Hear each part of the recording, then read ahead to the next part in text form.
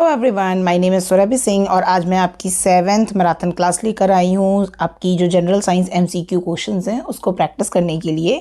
Dear student, exams की date अभी नहीं आई है सीजीपीडीटीएम की, बट अगर आप और भी कोई एग्ज़ाम दे रहे हैं जिसमें जनरल साइंस का पार्ट यूज़ हो रहा है तो आप मेरे इस एमसीक्यू क्वेश्चंस को लगा के जा सकती हो, क्योंकि जितनी भी आपके प्रीवियस ईयर्स एग्जाम्स के और एनसीईआरटी द बेस, इसमें जितने भी आपको क्वेश्चंस मिलेंगे वो सारे एनसीईआरटी बेस्ड मिलेंगे। यानी सबसे बेसिक्स क्वेश्चन जो होते हैं ना, कि मतलब आप इतना कर लिए तो आपका, और आपने इसमें अगर यहाँ पर आपको 100+ क्वेश्चंस मिल रहे हैं और आपने इतने कर लिए, 100 में अगर आपके 80 सही हो जा रहे हैं तो आप मान के चलो कि आपका जनरल साइंस का कॉन्सेप्ट जो होता है ना वो क्लियर है। यानी अगर आप एग्जाम से 2 या 3 दिन पहले भी रिवाइज करोगे तो आपका कॉन्सेप्ट, मतलब आप पेपर अटेम्प्ट कर ले जाओगे अच्छे से। तो मैं यही बोलूँगी कि अगर एग्ज़ाम की डेट नहीं आई है तो आप ये करना कि 15 दिन पहले ही आपको बताएगा सीजीपीडीटीएम की एग्ज़ाम है। बहुत ज़्यादा टाइम नहीं देगा जैसे आपने देखा है, तो माइट भी अक्टूबर लास्ट या नवंबर फर्स्ट वीक तक एग्ज़ाम हो सकता है। दो इनकी मेल का कोई रिप्लाई नहीं आ रहा है एग्ज़ाम कब होगा, बट ये एक अजम्पशन है कि नवंबर फर्स्ट वीक तक होगा, तो टाइम तो वैसे भी ज़्यादा नहीं है। तो मेरी आपसे बस ये रिक्वेस्ट है कि जितनी भी मैं वीडियोस करंट अफेयर्स के डाल रही हूँ, जनरल साइंस के डाल रही हूँ, अभी मैं क्वांटिटेटिव और इंग्लिश की भी शुरू करूँगी बहुत जल्दी ही, उनको आप प्रैक्टिस करते चलते रहो। इससे आपका क्या होगा ना कि एक कंसिस्टेंसी बनी रहेगी। पर डे 1 आवर ही आपको देना है, इससे ज़्यादा नहीं देना है। तो चलिए शुरू करते हैं कुछ एमसीक्यू क्वेश्चन जनरल साइंस के। तो अगर आपका कॉन्सेप्ट नहीं क्लियर है तो मैंने 3 मैराथन क्लास अपलोड की है, फिजिक्स, केमिस्ट्री, बायो की। उसको जाना, सुनकर आना और उसके बाद ये क्वेश्चन जरूर सॉल्व करना है। फर्स्ट क्वेश्चन कह रहा है the alkali metal are called good reducing agent. देखो क्वेश्चन में ही आपका एक कॉन्सेप्ट छुपा हुआ है कि जो आपके एल्कली मेटल होते हैं उनको हम गुड रिड्यूसिंग एजेंट भी कहते हैं। इसका क्या मतलब है? They easily capture electrons, they are not stable at room temperature, they easily lose electron, they don't act with the dilute acid. तो जो आपका यहाँ पर जो एल्कली मेटल होता है, बेसिकली ये जो अपने इलेक्ट्रॉन को ईजिली लूज़ कर देते हैं। इस चीज़ को याद रखना कि जो आपके एल्कली मेटल होंगे वो आपके इलेक्ट्रॉन को ईजिली आपका रिलीज़ कर देते हैं, लूज़ कर देते हैं। तो सी ऑप्शन आपका सही हो जाएगा। Alkali metal have a 1 electron in their valence shell, hence they easily lose or donate the electron। इसी तरीके से अगर हम बात करते हैं तो कुछ ऐसे मेटल्स होते हैं जिनमें इलेक्ट्रॉन को कैप्चर करने की टेंडेंसी होती है, ठीक है। तो ये सारी चीज़ें आप याद रखना। नेक्स्ट क्वेश्चन देखते हैं। Maximum number of animals species belong to which among of the following groups?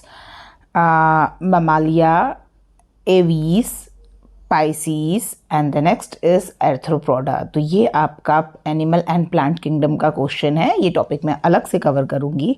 यहाँ पर जो ऑप्शन सही हो जाएगा कि जो maximum number of animal species होते हैं वो आपका एर्थ्रोपोडा ग्रुप से बिलोंग करते हैं। मैमलाइज जो होता है आपका, मैमालिया होता है जो एनिमल्स आपका दूध पिलाने में, जो मतलब फीमेल एक तरीके से बात किया जाए। एवीज जो होंगे वो आपकी बर्ड ग्रुप को रिप्रेजेंट करेंगे। पाइसीज एक फिशेस की एक कैटेगरी आप मान सकते हैं। तो जो मैक्सिमम एनिमल स्पीसीज कैटेगरी बोलेंगे वो आप एर्थ्रोपोडा को बोलेंगे। D option will be the right one. Next question is amino acid join together to make polypeptide. What polypeptide make by joining together?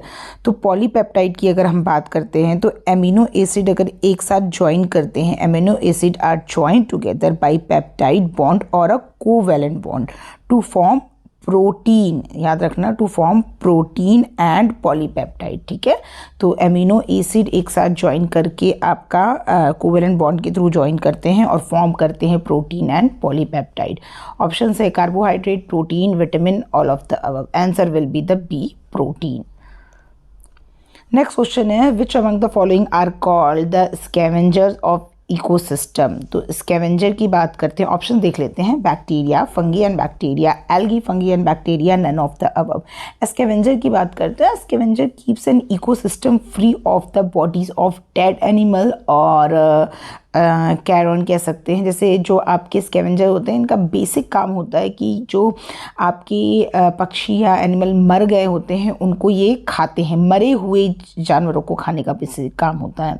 So fungi and bacteria, अगर हम fungi और bacteria की बात करते हैं तो ये आपका सैप्रोफाइट की कैटेगरी में आते हैं। और सैप्रोफाइट को ही हम एक तरीके से नेचुरल स्कैवेंजर कहते हैं बिकॉज ये आपके डेड और डिकेइंग सब्सटेंस को फीड करते हैं। एल्गी ऑप्शन ऑप्शन में नहीं आएगा। आप यहाँ पे ऑप्शन बहुत ध्यान से पढ़ना, बैक्टीरिया भी सही ऑप्शन है, फंगी एंड बैक्टीरिया भी सही ऑप्शन है। तो बट आप फर्स्ट ऑप्शन को देखकर डायरेक्ट टिक नहीं करोगे बिकॉज फर्स्ट ऑप्शन अधूरा है, सेकंड ऑप्शन मोस्ट एप्रोप्रिएट है। तो इस टाइप के क्वेश्चंस भी होते हैं घुमाने वाले, आप सारे ऑप्शंस देखना। और थर्ड ऑप्शन इसलिए गलत हो जाएगा बिकॉज इसमें एल्गी को कंसिडर कर रहा है। एल्गी ये आपका जो है स्कैवेंजर्स के पार्ट नहीं होते हैं। स्कैवेंजर जो भी आपके डेड एनिमल और डिकेइंग सब्सटेंस को खाएंगे। Option B will be the right one. Which among the following is correct about bionosis. तो बायोनोसिस की बात करते हैं, ऑप्शंस देख लेते हैं। The study of energy transformation in the living system. अगर एनर्जी ट्रांसफॉर्मेशन की बात करते हैं तो उसको हम बायो एनर्जेटिक्स कहते हैं। Community of organism occupying an area, तो आपका जो बायोसिनोसिस होता है वो आपका बी ऑप्शन मैच कर जाएगा, यानी आपका बायोसिनोसिस को कहते हैं जो आपके ऑर्गेनिज्म होते हैं बेसिकली एक एरिया फॉर्म करते हैं, कम्युनिटी फॉर्म करते हैं, that is called biocenosis. Third option देख लेते हैं, study of the part of an ecosystem with specific species, तो उसको स्पेसीज इकोलॉजी कहेंगे, ठीक है। तो यहाँ पे ऑप्शन आपका बी ही मैच कर जा रहा है, B will be the right one, ठीक है। नेक्स्ट है, in which of the following the cellular power plant mitochondria are absent. अच्छा क्वेश्चन है। Red algae, green algae, bacteria and brown algae. तो जो आपका बैक्टीरिया होता है उसमें आपका माइट्रोकॉन्ड्रिया जो होता है वो मिसिंग होता है, याद रख लेना, इंपॉर्टेंट क्वेश्चन है। बैक्टीरिया में आपका माइट्रोकॉन्ड्रिया मिसिंग होता है। Consider the following pair. Gold आपका एक मेटल है, सल्फर नॉन मेटल है, सिलिकॉन मेटलॉइड है, ठीक है। सिलिकॉन को आप मेटलॉइड भी कह सकते हो या सेमीकंडक्टर भी कह सकते हो। कौन से ऑप्शन सही हैं? तो ये आपका मेरा केमिस्ट्री का ही आप मैराथन कर लो, उसमें आपको ये सारे क्वेश्चन इस टाइप के इसकी थ्योरी मिल जाएगी। यहाँ पर जो ऑप्शन सही होगा वो आपके तीनों ऑप्शन करेंट है। गोल्ड है जो आपका है वो मेटल होता है, सल्फर आपका नॉन मेटल होता है और सिलिकॉन आपका मेटलॉइड लिख सकते हो या सेमीकंडक्टर इस टाइप से भी लिख सकते हो, ठीक है। नेक्स्ट क्वेश्चन देखते हैं। Which of the following statement regarding vector is not correct. A unit vector is dimension less, ये सही है। जो यूनिट वेक्टर होती है वो आपकी डायमेंशन लेस होती है, जो आपकी सही नहीं है। ऑप्शन ध्यान से पढ़ना, करेक्ट नहीं पूछ रहा है, नॉट करेक्ट पूछ रहा है। A vector can not be divided by a vector, ये भी सही बात है। A vector changes when it is displaced to itself. तो वेक्टर आपका चेंज, इसमें हम थोड़ा सा क्वेश्चन मार्क लगाते हैं। नेक्स्ट ऑप्शन देख लेते हैं। Current is not a vector quantity, तो करंट आपकी वेक्टर क्वांटिटी नहीं है। ये स्टेटमेंट भी आपका देखा जाए, अगर हम मानते हैं कि यहाँ से एक करंट आ रही है I1, ठीक है, यहाँ से एक करंट आ रही है I2, तो यहाँ पर क्या करंट फ्लो करेगी? I1 plus I2। देखो एक बात याद रखना कि हम ये नहीं कह सकते हैं कि वेक्टर क्वांटिटी वही होगी जिसमें आपका डायरेक्शन दिया होता है, ठीक है। वेक्टर क्वांटिटी के लिए एक स्पेसिफाइड डायरेक्शन के साथ साथ पैरेललोग्राम का लॉ भी आपका फुलफिल होना चाहिए। तो जो अगर पैरेललोग्राम का लॉ फुलफिल नहीं हो रहा है तो यहाँ पर आप उसको कहोगे कि वेक्टर क्वांटिटी नहीं है। जैसे अगर आप थीटा एंगल बनाकर देखो तो यहाँ पर एक अगर हम इसको तोड़ेंगे तो I1 cos theta, I1 sine theta इस तरीके से टूट जाएगा। तो डी ऑप्शन को हम नहीं कंसिडर करेंगे, C option will be the right one. A vector changes when it displace to itself, ये आपका रॉन्ग ऑप्शन है, ठीक है। तो यहाँ पर जो आंसर हो जाएगा वो हो जाएगा आपका C option. Which of the following is not a mechanical wave, ठीक है। मैकेनिकल वेव नहीं, कौन सी नहीं है? Sound wave, seismic wave, light wave, water wave. तो आंसर हो जाएगा आपका C, light wave. Light wave आपका जो है वो आपका मैकेनिकल वेव नहीं है। मैकेनिकल वेव के लिए क्या होता है कि मीडियम रिक्वायर्ड होता है, ठीक है। तो और जो लाइट वेव है, लाइट वेव के लिए हमें मीडियम रिक्वायर्ड नहीं होगा। साउंड वेव के लिए भी हमें मीडियम रिक्वायर्ड होगा, सिस्मिक वेव के लिए भी, वाटर वेव के लिए। तो ये सब आपकी मैकेनिकल वेव हो जाएंगी। लाइट वेव के लिए हमें मीडियम नहीं चाहिए होगा, तो ये आपकी मैकेनिकल वेव नहीं होगी, लॉन्गिट्यूडिनल वेव होंगी, ठीक है। The terms glycemia and hyperglycemia are related to which of the following? Again bio question. Body fat, blood sugar, metabolism of sugar, galactose and respiration. तो अगर हम हाइपरग्लाइसीमिया की बात करते हैं तो जब आपका ब्लड शुगर लेवल बहुत हाई हो जाता है तब आपका हाइपोग्लाइसीमिया होता है, एंड हाइपरग्लाइसीमिया तब होता है जब आपका जो ब्लड शुगर है वो बहुत ज़्यादा लो हो जाता है. तो people develop hyperglycemia if their diabetes is not treated properly. Hypoglycaemia के लिए क्या होगा कि आपका ब्लड लेवल आपका बहुत लो हो जाएगा. अच्छा ठीक है, ध्यान देना. हाइपो में कम होता है, शायद मैंने पहले उल्टा बोल दिया. हाइपो में आपका क्या होगा कि ब्लड शुगर बहुत लो हो जाएगा, तो वो आपका हाइपो हो जाएगा. और हाइपर में क्या होता है कि आपका जब ब्लड शुगर बहुत हाई हो जाएगा. हाइपर वर्ड का ही मतलब है ज़्यादा, हाइपो का मतलब है कम. तो हम बात कर रहे हैं अल्टीमेटली ब्लड शुगर की, तो option B will be the right one. ठीक है. नेक्स्ट होता है which among the following test is most suitable for जज paternity? Blood grouping, tissue culture, DNA test, genetic codes. तो आंसर आपको पता है डीएनए टेस्ट. अगर आप मूवीज़ वगैरह देखते हैं तो हमेशा हम बात करते हैं डीएनए टेस्ट की. डीएनए टेस्ट करा लो, पता चल जाएगा फादर कौन है, इस टाइप से. ठीक है. The natural pacemaker in the human heart is located in the SA node, okay, which is present in which one of the following chamber? ठीक है. तो अगर हम बात करते हैं SA node की, SA node आपका होता है बेसिकली साइनोट्रियल नोड. ठीक है. ये एक मेजर एलिमेंट होता है कार्डियक कंडक्शन सिस्टम का. तो ऑप्शन देख लेते हैं. Right article, left article, right ventricle, left ventricle. तो यहाँ पर आंसर हो जाएगा आपका राइट आर्टिकल. ठीक है. राइट आर्टिकल जो होता है वहाँ पर आपका पेसमेकर जो है वहाँ पर इस चैम्बर में पाया जाता है. Who is called the father of biology? Very easy question. Lemaitre, Aristotle, Tavernier, Cuvier. Aristotle. Aristotle हैं जो आपके बायोलॉजी के फादर कहे जाते हैं. ऐसे क्वेश्चन को तो बिल्कुल ही गलत नहीं करना है, डायरेक्ट मार्क करो, आगे आंसर क्लियर मार्क लगाओ. Which branch of the biology is known for the study of fruits? Fruits की अगर हम बात करते हैं तो pomology, agronomy, floriculture, none of the. तो आंसर आपका हो जाएगा पोमोलॉजी. एग्रोनॉमी की बात करते हैं तो हम वेजिटेबल्स और इसके बारे में पढ़ते हैं.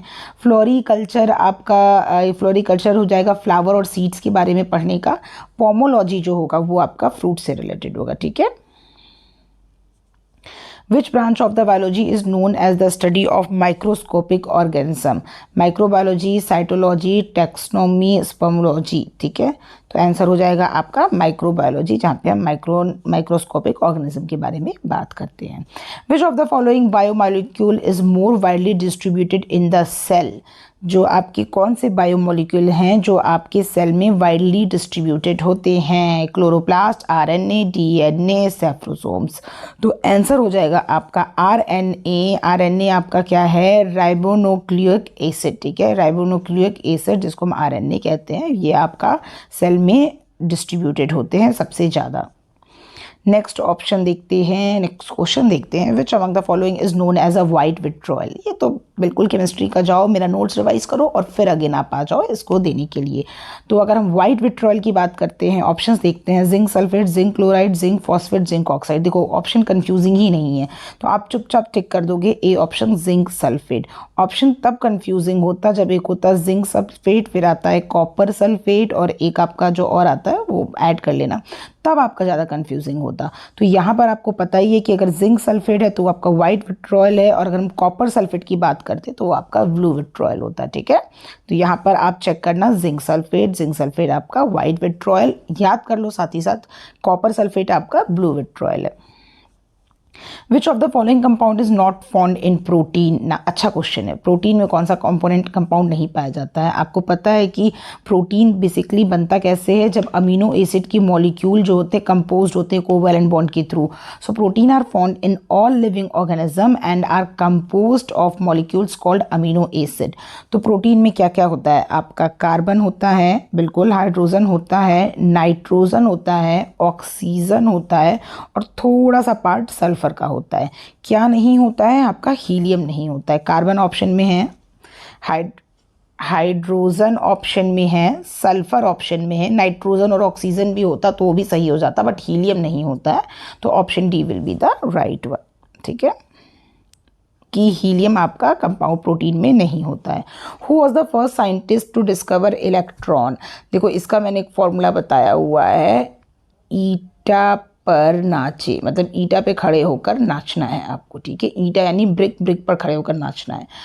Albert Einstein, Newton, G C Bose, Thomson. तो इलेक्ट्रॉन की बात करते हैं तो इलेक्ट्रॉन क्या, इलेक्ट्रॉन ईटा। इलेक्ट्रॉन की बात करेंगे तो क्या हो जाएगा, थॉमसन आ जाएगा, यानी जे थॉमसन हो गए। प्रोटॉन की बात करेंगे तो रदरफोर्ड आ जाएगा, ठीक है। पी इज प्रोटॉन, ईटा पर नाचे, ठीक है। नाचे के मतलब क्या है कि न्यूट्रॉन की बात करेंगे तो चैडविक हो जाएगा। तो यहाँ पर जो ऑप्शन आप टिक करोगे वो क्या होगा, जे थॉमसन, जो आपके इलेक्ट्रॉन का डिस्कवर किए हैं। Option D will be the right one.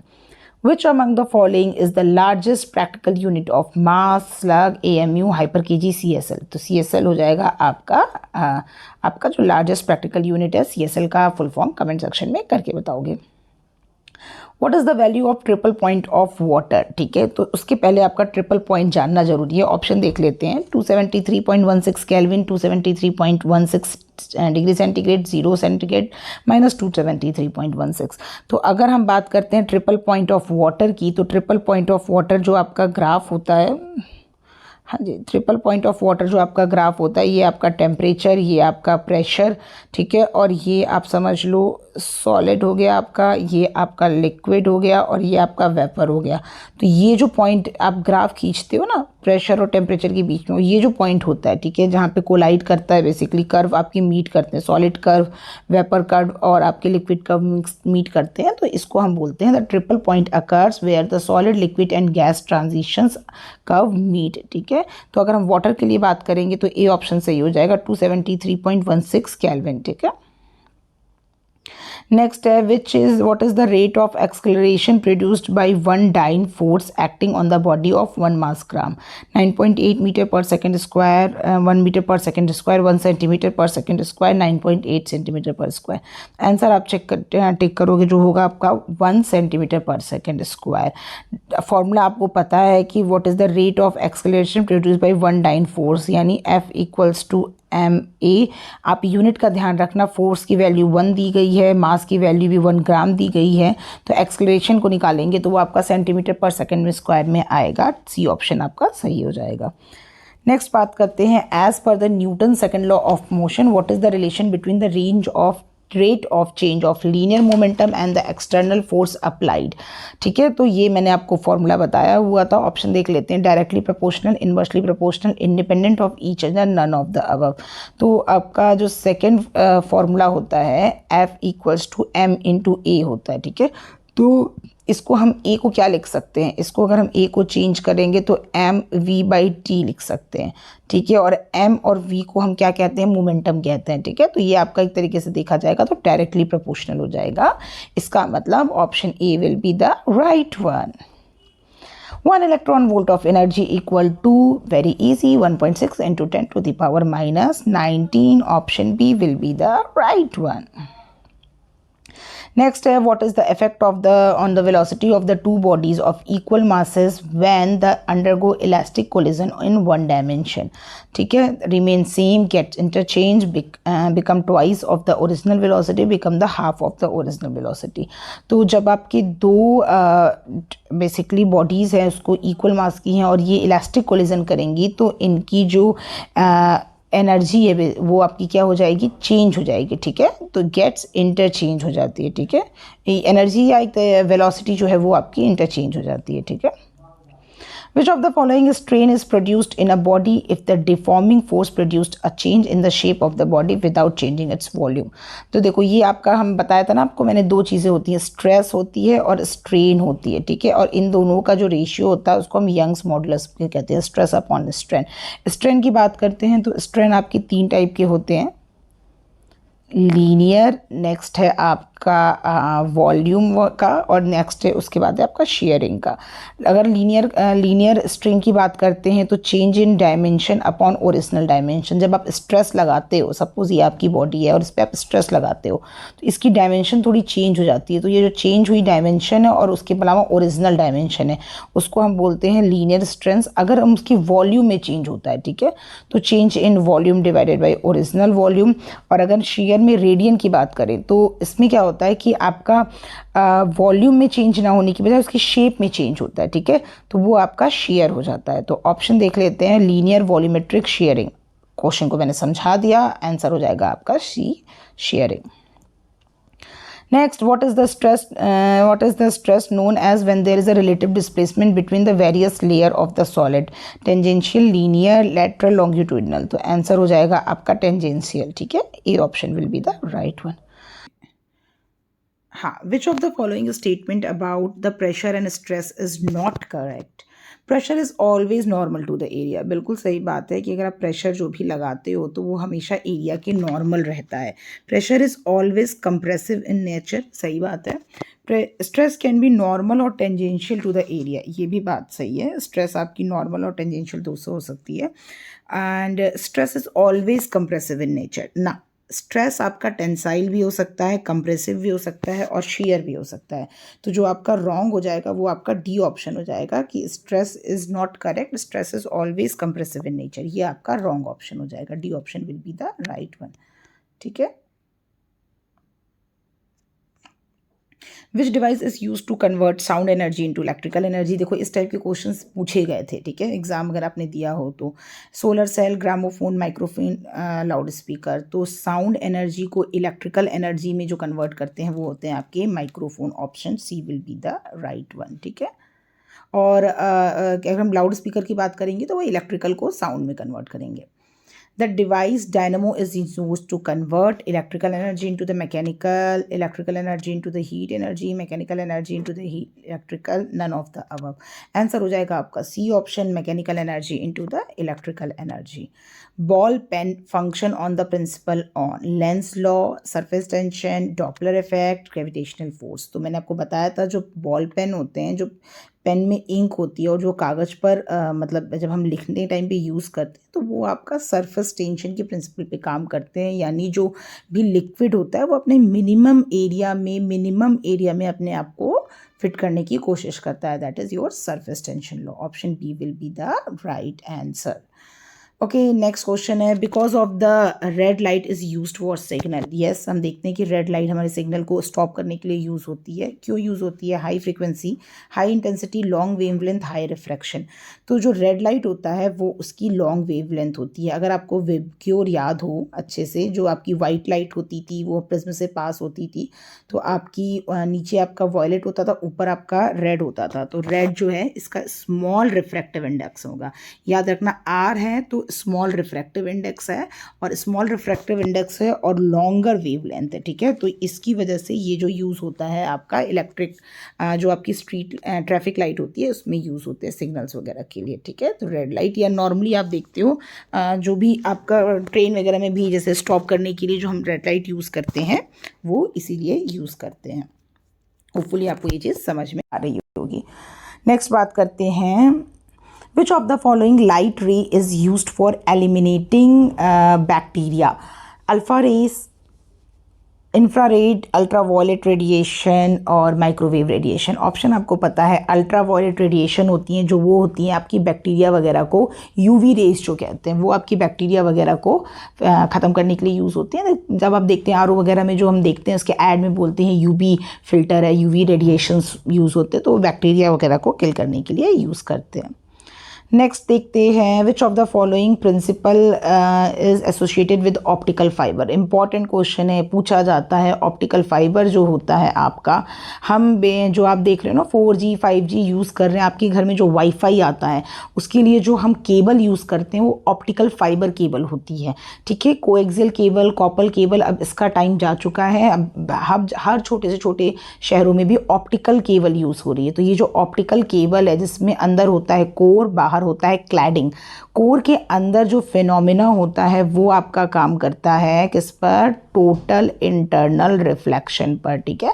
आपकी लाइट रिफ्लेक्ट होते हुए इसके अंदर जाती है। इंपॉर्टेंट क्वेश्चन है और बेसिक क्वेश्चन है।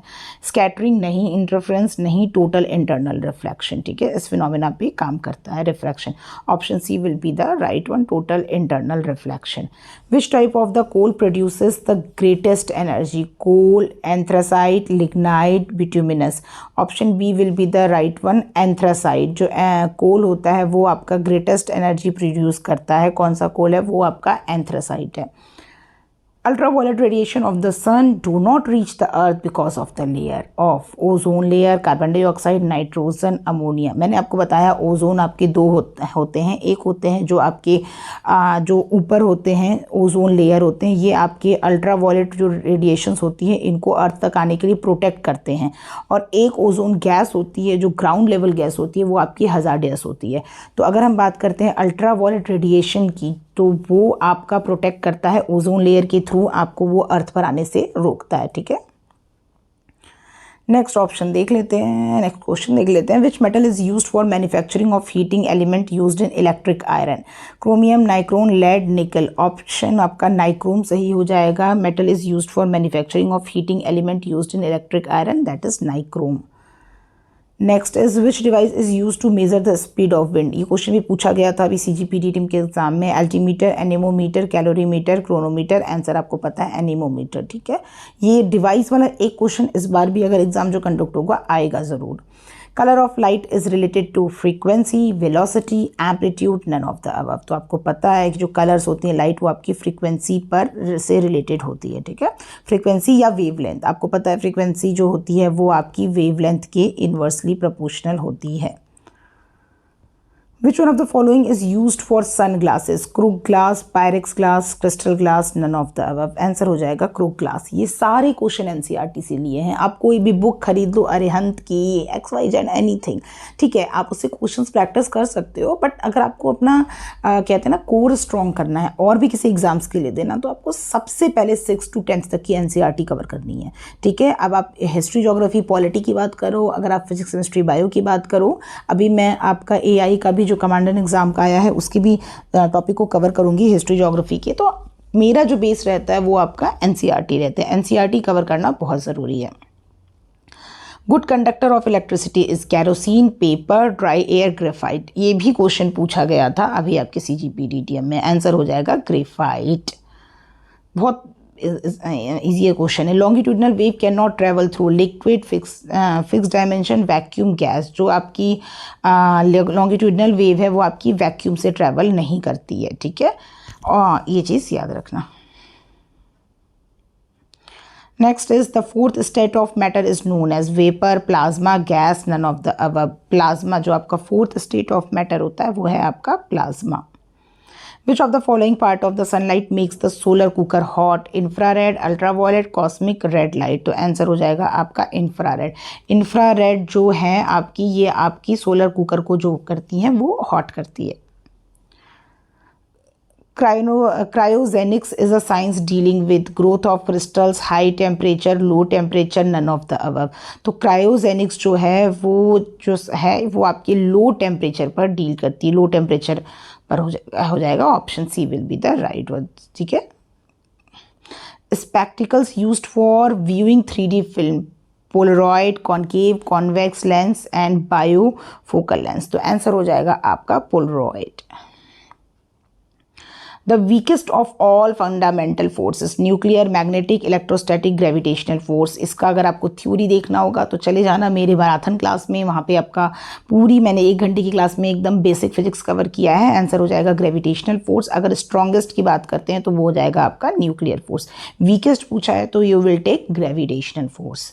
What principal law explains the work of hydraulic brakes in automobile? Poiseuille law, Pascal's law, Bernoulli's law, Archimedes सिद्धांत। आंसर हो जाएगा पास्कल्स लॉ। जो आपका हाइड्रोलिक ब्रेक्स होते हैं जो आपके बाइक्स और कार में यूज़ होते हैं वो आपके पास्कल लॉ के प्रिंसिपल पर बेस्ड होते हैं। 1 माइक्रोन इज इक्वल टू -6, -8, -12, -14। याद रखना 1 माइक्रोन सिंबल म्यू टाइप से होता है, 10 to the power -6 होता है। A option will be the right one. The unit of noise pollution level, decimal, decibel, ppm, none of the above. Answer हो जाएगा आपका dB डेसिबल. नॉइस पॉल्यूशन के लिए जो हम यूज़ करते हैं वो dB यूज़ करते हैं. अगर सिंबल की भी बात करेंगे तो एक सेकेंड,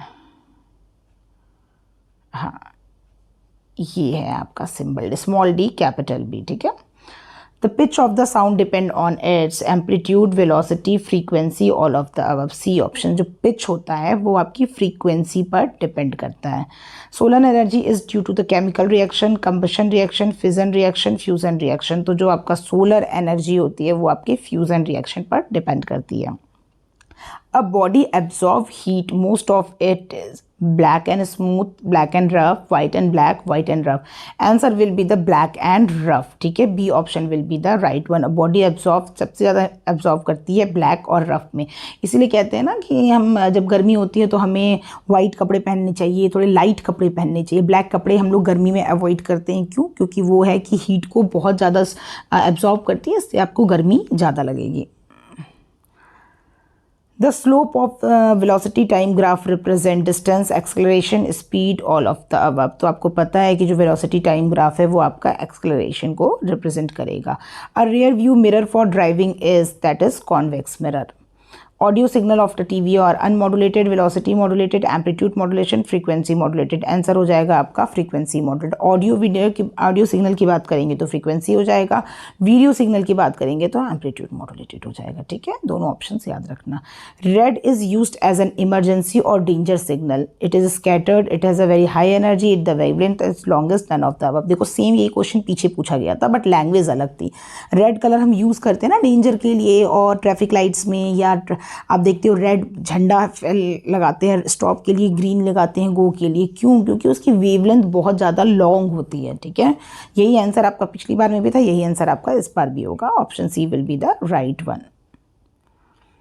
नेक्स्ट देखते हैं. Which colour of the light shows the maximum deviation when passes through the prism. देखो यही मैंने आपको बताया था कि मैक्सिमम डेविएशन तो सबसे ज़्यादा शो करेगा जो सबसे ज़्यादा नीचे होगा. और नीचे क्या होता है? वी होता है, ऊपर आर होता है, बीच में आपके विबग्योर बनते हैं. तो आपका आंसर हो जाएगा वॉयलेट. ठीक है. बेसिक चीज़ें दिमाग में रखना, या तो वॉयलेट होगा या तो रेड होगा, या तो नीचे वाला ऊपर वाला. और डेविएशन कैसे, कौन ज़्यादा शो कर रहा है ये चीज़ आप कैसे करोगे? प्रिज्म से गया ज़्यादा डेविएट हुआ. देखो ये कम डेविएट हुआ, ये तो ऐसे जा रहा था इतना हुआ, बट ये कितना ज़्यादा डेविएट हो गया. तो ऊपर आर है, नीचे वी है. आर जो ऊपर है इसका रिफ्रैक्टिव इंडेक्स कम होगा, वेवलेंथ लॉन्ग होंगी. छोटी प्रॉपर्टी है, तुरंत टिक करोगे तुरंत आंसर मिलेगा आपका. और इसका डेविएशन ज़्यादा होगा बट इसका रिफ्रैक्टिव इंडेक्स ज़्यादा होगा, वेवलेंथ शॉर्ट होगी. Pure water is a poor conductor of electricity. क्यों भाई, क्यों पुअर कंडक्टर है? A non polar solvent, very good solvent, non volatile, feebly ionised. तो जो आपका प्योर वाटर होता है वो आपका पुअर कंडक्टर होता है बिकॉज ये आपका इलेक्ट्रिसिटी मतलब ये जो होता है फीबली आयोनाइज्ड होता है. Option D will be the right one. The filament of electric bulb, ये भी बिल्कुल 6th 7th 8th वाला क्वेश्चन है. Copper, lead, tungsten. टंगस्टन देखना और चुपचाप से टिक करके आ जाना. The device which transfer the signal from low region to high resistance, low resistance to high resistance, यानी low resistance है आपका. रेजिस्टेंस का आपको सिंबल पता है, रेजिस्टेंस को हम आर से शो करते हैं. आपका वोल्ट अपॉन करंट जो भी होता है, वोल्टेज अप्लाई होता है अपॉन करंट, ये आपका ओम्स लॉ होता है. ये जो रेजिस्टेंस है, तो लो रेजिस्टेंस से हाई रेजिस्टेंस पे जो अपने सिग्नल को ट्रांसफ़र करते हैं वो क्या है? Transistor, capacitor, inductor, all of these. तो कैपेसिटर क्या करता है? स्टोर करने का काम करता है. ठीक है. आपका इंडक्टर क्या है? ये भी आपका मैग्नेटिक बेसिकली फील्ड को स्टोर करने का काम करता है. कैपेसिटर आपका इलेक्ट्रिक फील्ड को स्टोर करने का काम करता है. ट्रांजिस्टर में आप क्या आ जाते हैं? बीजेटी, मॉसफेट, ये सब नाम इंपॉर्टेंट है, ध्यान रखना. Bipolar junction transistor, metal MOSFET, metal oxide आपका मॉसफेट, फील्ड इफेक्ट ट्रांजिस्टर है, याद रखना.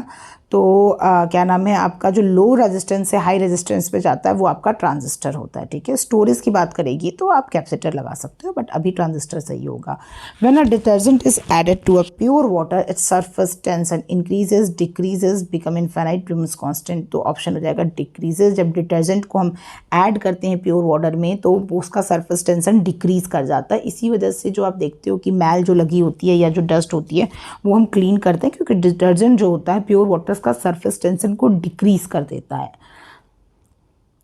Therm is the unit of speed, light, power, heat. Answer हो जाएगा आपका हीट, ठीक है।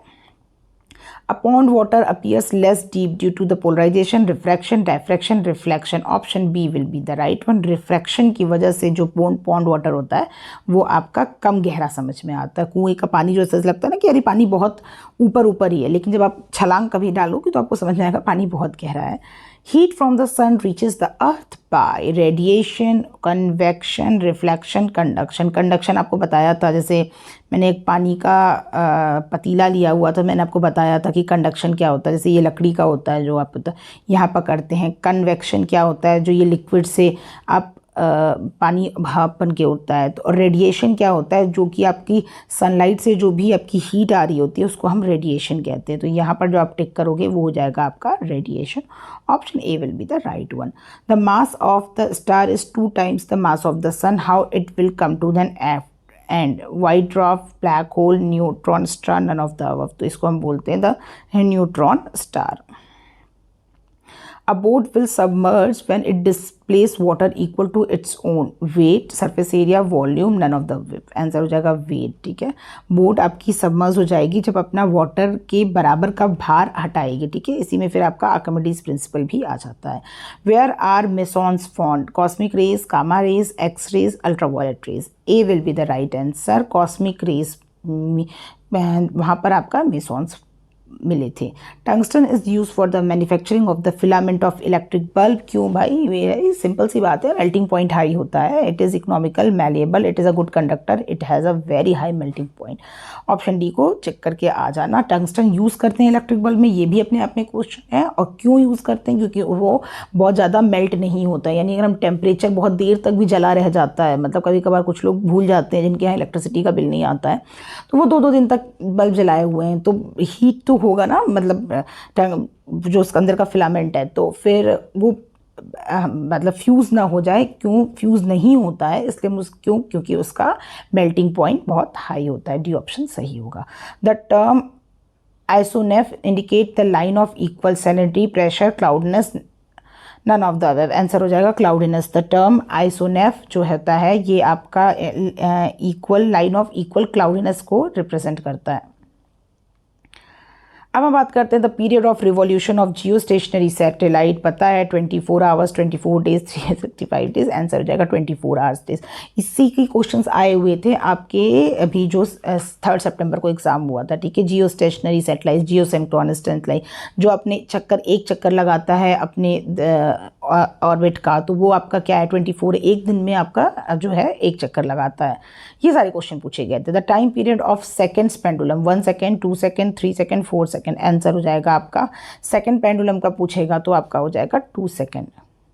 Lens is made up of ordinary glasses, Pyrex glasses, cobalt glasses, flint glasses. Answer हो जाएगा जो आपके लेंसेज बनते हैं वो आपके फ्लिंट ग्लासेस के बनते हैं।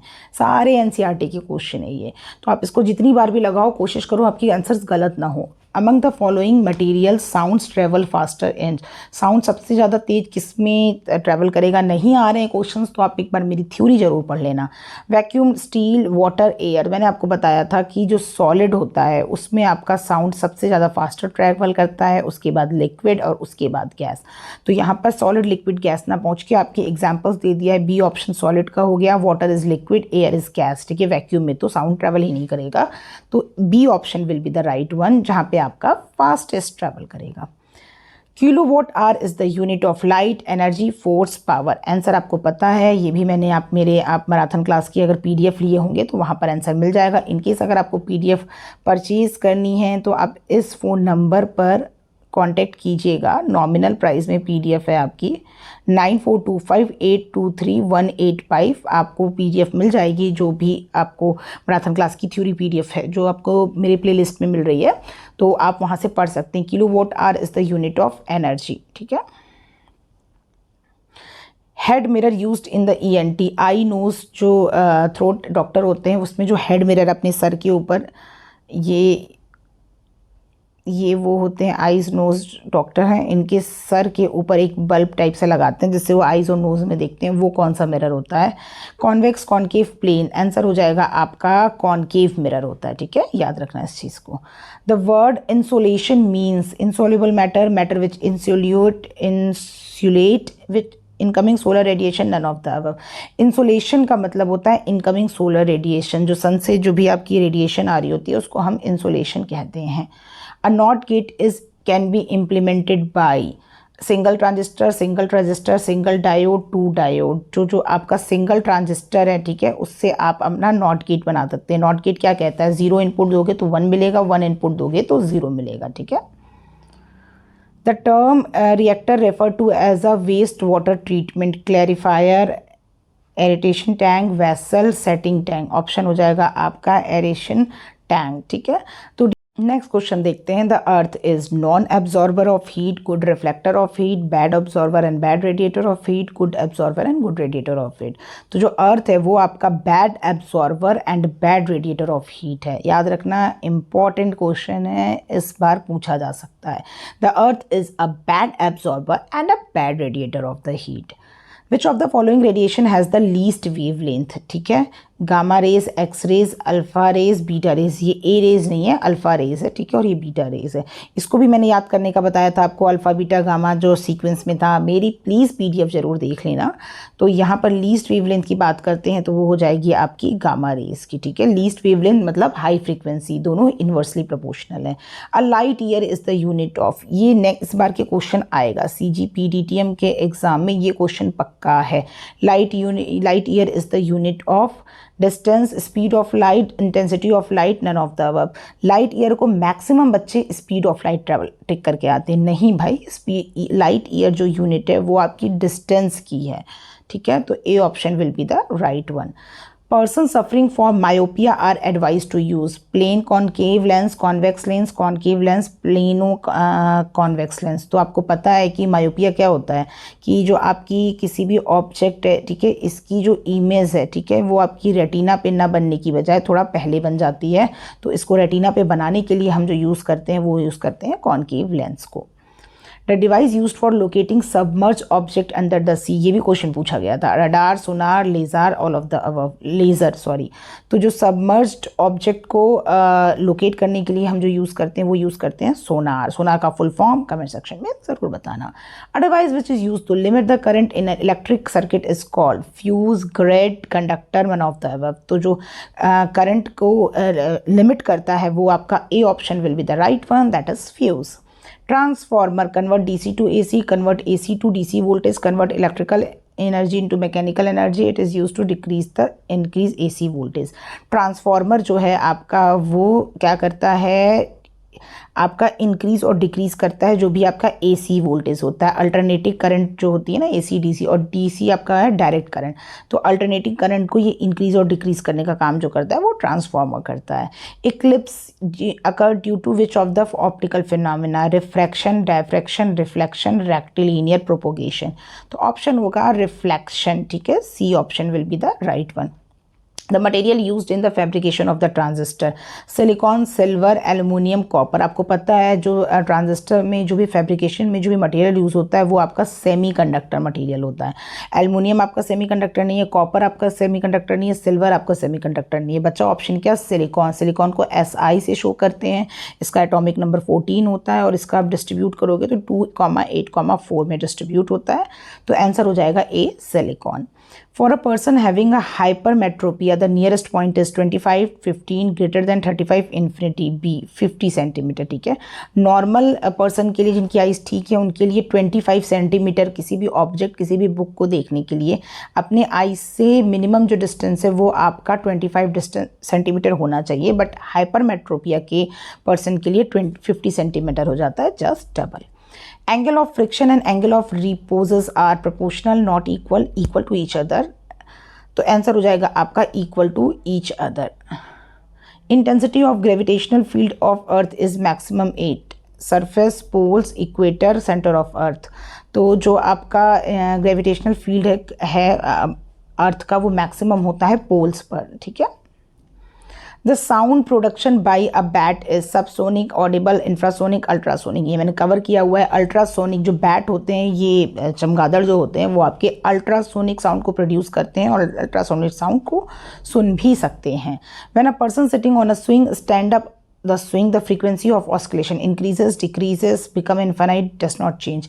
आंसर हो जाएगा आपका जो frequency of oscillation है वो आपका increase कर जाता है। ठीक है, ये फॉर्मूला याद रखना, 2π/L/g है। ठीक है, तो आपका जो फ्रीक्वेंसी ऑफ ऑस्किलेशन है वो क्या होगा, आपका इंक्रीज कर जाएगा क्योंकि जो आपका टाइम पीरियड है वो आपका कम हो जाएगा। ठीक है, ए option will be the one.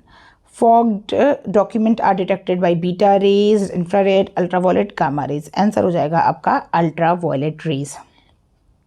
When light passes from air to glass is its speed। ठीक है, जो अगर हम बात करते हैं कि अगर हमारा एयर का रिफ्रैक्टिव इंडेक्स होता है 1 और अगर ग्लास में पास करते हैं तो उसकी स्पीड डिक्रीज करेगी, इंक्रीज करेगी, increase and does not depend upon the density of glass. Speed increases and depend on the density of glass, does not change. Answer हो जाएगा आपका डिक्रीज। जब लाइट आपकी एयर से ग्लास, ये आपकी ग्लास है, एयर से ग्लास में पास करती है तो उसकी स्पीड डिक्रीज कर जाती है। ठीक है, याद रखना इस चीज़ को। A green leaf when seen in the red light would appear to be white, cyan, magenta, yellow. तो ऑप्शन हो जाएगा आपका येलो। ठीक है, जब रेड लाइट में हम देखेंगे ग्रीन लीफ को तो वो आपकी येलो कलर की दिखेगी। The wave theory of light can not explain the phenomena of. Option है scattering, polarisation, reflection, photo electric. तो फोटो इलेक्ट्रिक फिनोमिना को, वेव थ्योरी जो है जो लाइट की, वो फोटो इलेक्ट्रिक फिनोमिना को एक्सप्लेन नहीं की। उसके अलावा स्कैटरिंग, पोलराइजेशन और रिफ्लेक्शन वेव थ्योरी जो है इन तीनों को एक्सप्लेन करती है। So that's it for the today's video dear student. ये मेरा 100 क्वेश्चन की सीरीज़ थी जिससे आपका जो भी जनरल साइंस है रिवाइज होता रहे और आपको कॉन्फिडेंस मिलता रहे। सारे क्वेश्चन एनसीईआरटी के हैं। अगर आप कर ले जा रहे हो तो congratulations, big clap for you कि आपकी प्रिपरेशन बहुत अच्छी है।